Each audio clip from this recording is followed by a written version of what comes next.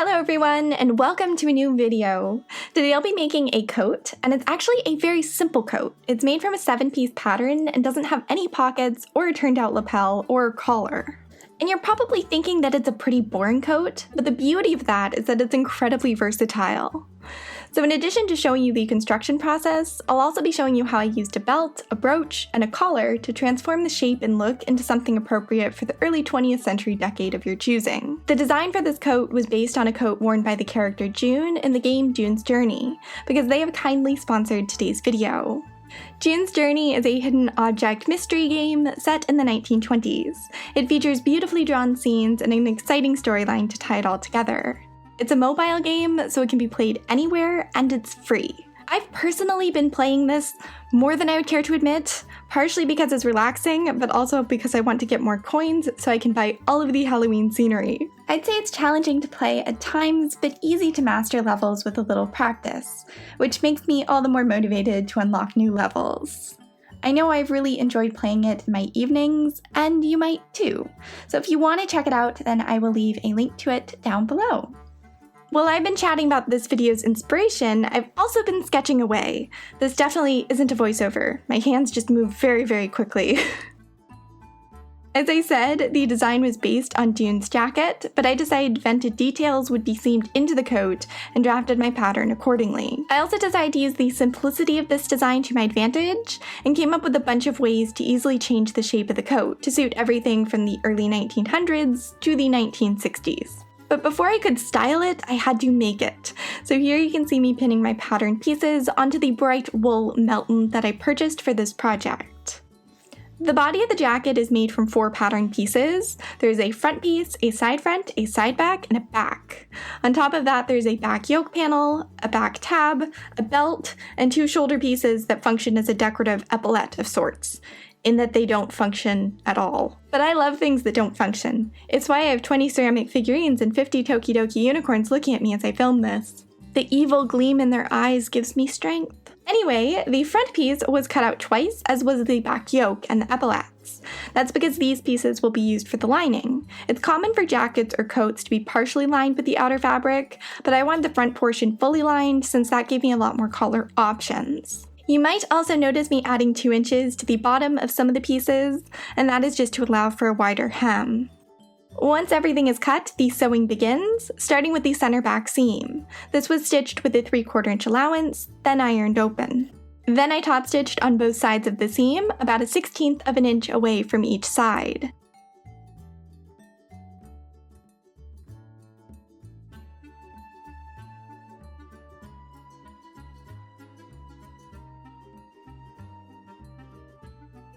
Then I pinned the side back panels to the back panels, and these were also stitched together with 3/4 inch allowances.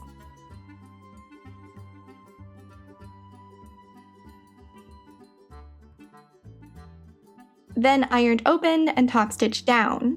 The top stitching helps keep the seam allowance oriented properly and can add a bit of structure to a jacket, but in this case it's mostly decorative. And to make it even fancier, I'm stitching a 1/4 inch away from the outer line top stitching. This is to make it look like the side back panels are lapping over the back panel.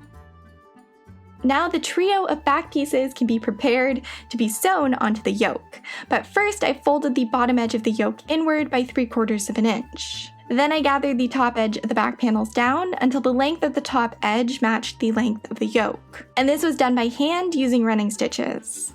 Then I positioned the yoke on top so it overlapped the top 3/4 of an inch of the back panels and pinned it in place. This was stitched on using top stitching, so this time around it's actually functional and being used as an alternative to a seam.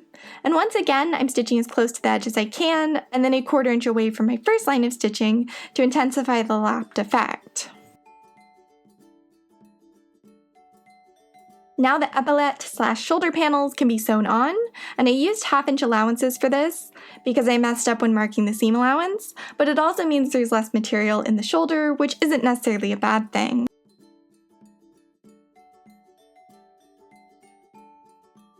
After these were sewn, the seam was ironed open and top stitched. Again, I'm doing a double line of stitching on the shoulder panel. Basically, whenever I want one piece to look like it's on top of another piece, I'll do the double line of stitching. It's like shading with top stitching. Now I'm repeating all of those steps and sewing the front and side front pieces together, then sewing the side seams of the coat. Now, some of you might remember my 1910 coat video, in which I complained a lot about my machine skipping stitches on thicker fabric, which led to really ugly top stitching. But I have this problem no longer, so welcome to my top stitching tips. I really only have one, and it's using a bigger needle. I usually use a size 65 or 75 for regular sewing, but for denim or coats, I pull out the size 90 needle, and it makes a huge difference. Seriously, don't underestimate the difference that a needle will make on particularly finicky fabrics.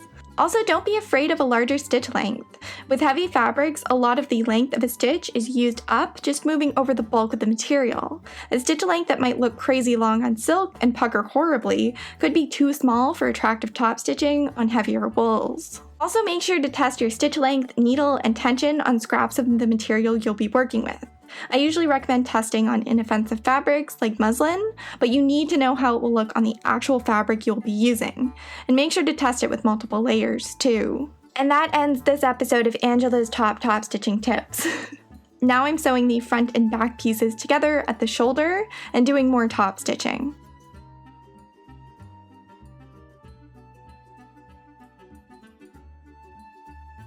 And now, the shell of the coat, aside from the sleeves at least, is done. So now I can repeat all of those steps with the lining, except for the top stitching, and I'm trimming the edges with pinking shears after sewing them together. But otherwise it's exactly the same. And believe it or not, I don't think I've ever fully lined a coat before. Fabric.com was having 5-yard cuts for like $8, which motivated me to try it. And now I'm never going back. Who would have thought that those $8 would make such a difference in how nice this is to wear and how nice the interior looks? It was totally worth the extra few bucks and effort. One thing to keep in mind though, is you have to change your iron settings between ironing the wool and the lining. The lining requires a much lower temperature, and if you forget, it will melt and shrivel up and stick to your iron and make your sewing room smell very bad. Not that I'm speaking from experience or anything.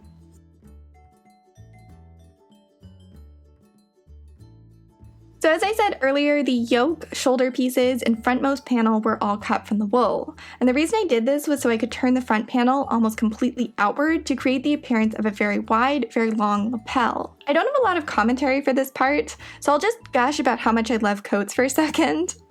When I first started sewing, coats and jackets were what really motivated me to get better at drafting and fitting things. With a fancy dress, I could hot glue ruffles on and hide a plethora of mistakes. But that was less of an option with jackets where the only details were buttons. When I got out of cosplay and started doing more historical pieces, I definitely gravitated more to roughly confections, and I stopped my tailoring efforts.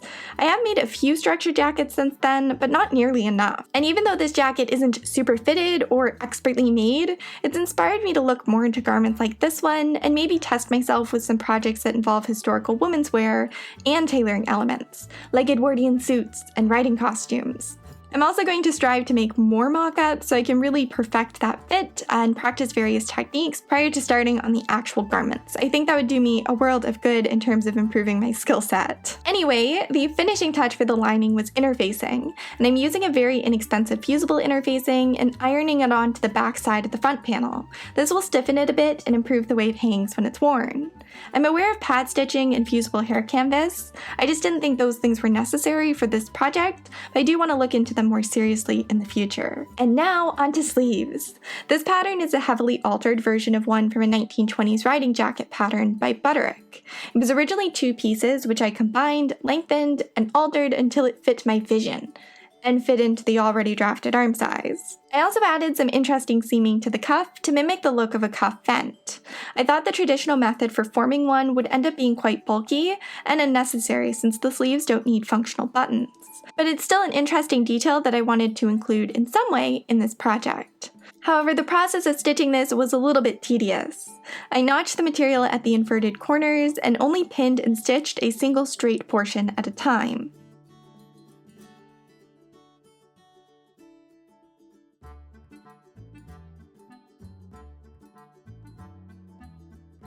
Then I turned the fabric at the notch, pinned the next straight portion, and stitched that. This fabric is very forgiving, so the notches served as enough of a guide for where to end my stitching. If I was using a thinner fabric, this would all be marked with chalk and basted before sewing. I feel like heavier fabrics can be quite scary since they might be different from what you're used to, but I will say they're also more forgiving for trying out and experimenting with techniques like this one. When the cuff puzzle was solved, I could sew up the side seam of the sleeve.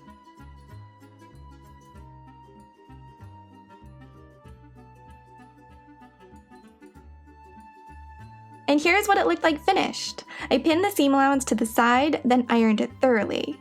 I didn't do a perfect job of this, but it worked out a lot better than I was expecting, and now I want to incorporate this seaming onto the back of a coat, or somewhere where it's more visible. To continue to mimic the look of vents that button closed, and the look of June's jacket, I stitched buttonholes into the cuffs, and I went over these twice so the stitching was more dense.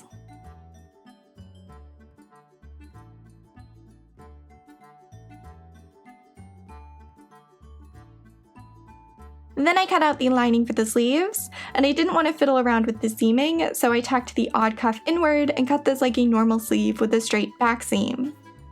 I also trimmed a 1/2 inch off the bottom edge, and this is going to force the bottom edge of the top layer of fabric of the sleeve to turn inward, which prevents the lining from showing when the coat is worn. Then the lining was pinned and sewn with a 1/2 inch allowance.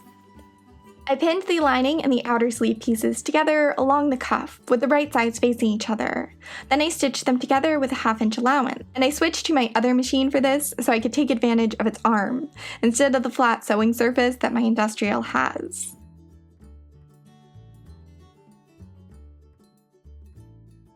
Then the lining was pulled off and through the sleeve until all the raw edges were tucked away.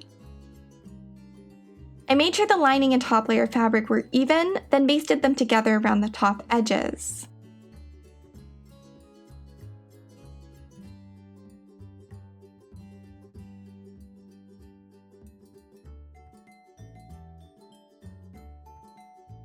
To finish the sleeves off, I stitched on shell buttons directly on top of the buttonholes. Since they aren't functional, I never bothered to cut them open, and the buttons can just be stitched right on top. There are 2 of these buttons on each sleeve, and all of the buttons for this project came from my great aunt's collection, which is really nice.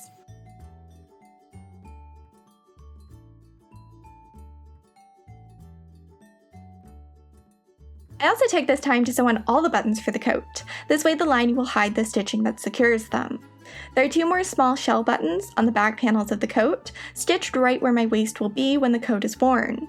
I'm going to make a tab later that cinches the coat in at this point and attaches to these buttons. I also sewed 7 of these large carved shell buttons down the front. I opted for these since I thought the texture was nice and they didn't read as being from a specific period, which is good for the versatile nature of this jacket. With the buttons done, I began pinning the sleeves onto the coat with the right sides facing each other. Then I stitched these on by machine, and once again, this is because the weight of this fabric is pretty forgiving, or at least this weight in wool is pretty forgiving. If I was using a fabric like velvet or lighter weight suiting, I would have basted this in place first. Just because mistakes are so much clearer in lighter weight fabrics, and basting helps prevent slipping around, which leads to uneven seam allowances and an uneven looking sleeve head. After steaming the shoulders on my dress form, I did a fitting and figured out the shoulder pad placement. Then the shoulder pads were tacked into the seam allowance by hand. I know shoulder pads aren't super fashionable anymore, but I love the shape they give to coats, or jackets, or anything. I think they can be incredibly flattering when placed correctly. Now I'm pinning the lining into the jacket, around the neckline and the front edge. I'm leaving the bottom 5 or so inches free to make hemming easier, but the rest of this was stitched with a 1/2 inch allowance. I trimmed excess volume out of the corners and from the edges in general, then turned it right side out, and I made sure that the corners were all adequately pointy. I pinned around the edge once again, doing my best to get the top layer of the fabric perfectly even with the lining. I'll be doing a double row of top stitching around this whole thing, and if it's pinned poorly, then my stitching is going to look pretty poor, and I need all the help that I can get. Also, off camera, I finished the arm side and the top edge of the sleeve with bias binding. My camera ran out of battery when I was pinning it on, and I couldn't be bothered to redo it. I also trimmed the hem of the jacket to make sure it was level and the lining was an even length. Then I used a ruler to mark a line 3 inches away for the hem of the jacket. This is a guideline for folding the hem inward. The top layer of fabric won't be hemmed until after the top stitching is done, but the lining is hemmed first, because the lining is hemmed to be shorter, and I wanted to carry the top stitching past where it ends. I originally sewed the lining's hem as a rolled 1/2-inch hem, which made it a full 1/2 inch longer than the finished layer of outer fabric. I'm not sure what my logic was there, but I had to rip out all the stitching and sew it again, this time as a 3/4 inch rolled hem, which was much better. On the bright side, the second time around I measured and pinned it first, so it was all nice and even, which some people are into. Now I could do the top stitching. So I sewed as close to the edge of the coat as I could without the presser foot falling off of it. And I sewed quite slowly since at some points I was stitching through 8 layers of fabric. Then I stitched another line 1/4 inch away from my first line, and luckily my presser foot is the perfect width, so I just have to make sure that it lines up with my previous line of stitching. Also, if you've noticed that the camera has switched to the other side of my sewing machine, that's because I was being very careful to keep the entirety of the coat on the left side of my table. And that's because I didn't want there to be any weight pulling on it, which might disrupt my top stitching. And now I could fold the bottom edge of the coat upward until it touched the chalk line. Even though I used top stitching to finish everything else, I decided to do a hem by hand. So I'm sewing this with a cross stitch, and I'll link a video on this stitch and a diagram in the description box in case you're unfamiliar with it. It's one of my favorite stitches, even though it requires a little bit more time and thread than whip stitches.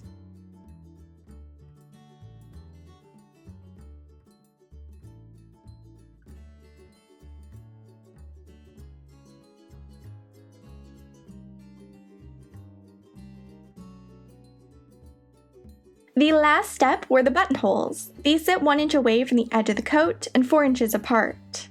I sewed them by machine, which isn't accurate, but I thought it would give me the nicest finish. I'd have preferred bound buttonholes, but they are bulkier and the lining wouldn't have ended up looking as nice. And my hand-stitched buttonholes are, well, mangled would be a kind way to describe them. Like with the sleeves, I'm stitching around these twice to make sure the stitching is nice and dense. Then I used a seam ripper and a pair of scissors to open up the buttonholes, and the coat was officially wearable. But it wasn't done. I was determined to make a belt and a tab which would help control the fit of the jacket. The tab is an arrowish shaped hexagon, and the belt is a longish rectangle with a point on one end.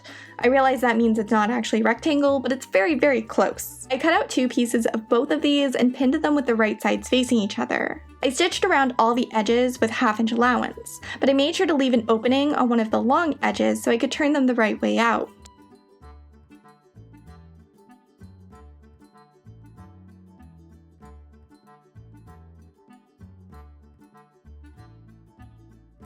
I also made sure to clip the points and excess seam allowance prior to turning them right side out. After they were mostly turned out, I used a pencil to get into the points and make them look nice and sharp. Then I pinned the pieces so all the edges were even. There's not as much footage of me doing this with the belt since it proved to be quite difficult to turn out, and I got frustrated and did it off camera. But the process was the same, just with a little bit more swearing. Then I top stitched around all the edges, as close to the edge as I could get, with another line placed a 1/2 inch away from that.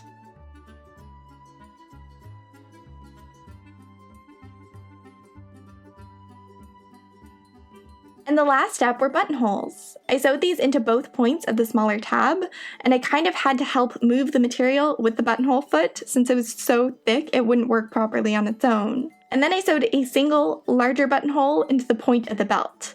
I also sewed a button onto the other side of the belt, but I forgot to do that until right before taking worn photos of this project, so there isn't any footage of me frantically doing that. And that finishes off this coat. Here I'm wearing it how I originally planned, based on June's outfit within the game. It's paired with a 1920s inspired pair of jodhpurs that I made following Butterick B6433, along with a pale blue sweater, matching socks, an ivory scarf, royal vintage shoes, a vintage belt, and a hat that I made using a cloche pattern I bought on Etsy. The coat was worn open with the tab secured at the back for a light amount of shaping. But there are many other options. To give this an early 20th century look, I undid the tab at the back, buttoned the coat fully, and added the belt.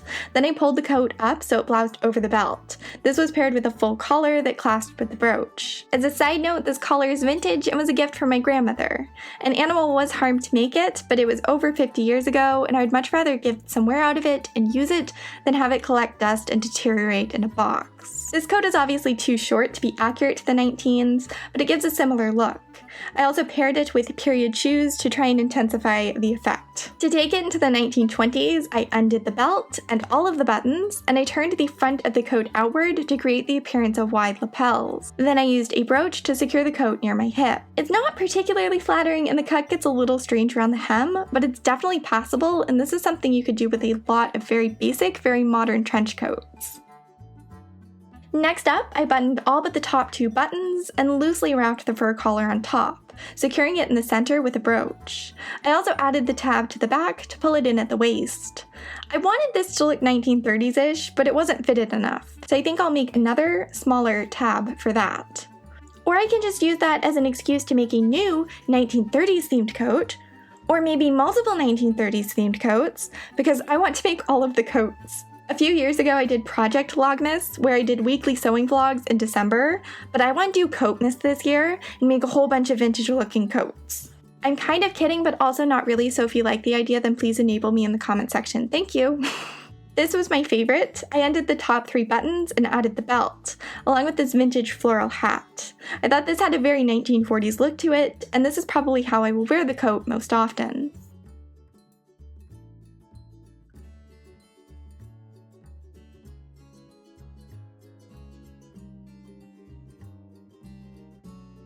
Lastly, I wore the coat completely closed with the fur collar and no belt. I also added a brooch. This was inspired by the wide-cut coats that were popular in the 50s and 60s, and this is probably my second favorite styling. But I would really like to know which way you liked best and which way you would wear this coat. That's all I have to say about this project, but before I go, I want to thank all of my lovely patrons for their support, especially Jordan Carpenter, Heidi Nizer, Jennifer Pingleton, Tabitha Langston, Dot Cosplay, Mo Quintana, Rachel Bishop, Sharon Cyrith, and Janet Abbott, who have been with me on this journey throughout the very beginning. But a huge thank you also goes out to everyone's names who are on screen and everyone has contributed in general because I really, really appreciate it. I also want to thank my dad for helping me out with the photos of this project, and this feels like an acceptance speech, so I also want to thank my great aunt for the lovely buttons I used on the coat, and my grandma for the collar, and my great grandmother for the brooch, and Fabric.com for existing so I could buy this fabric, and Wooga Games for sponsoring this video, and all of you for watching. If you enjoyed this, then giving it a like and a comment really helps me out, and I shall talk to all of you very soon.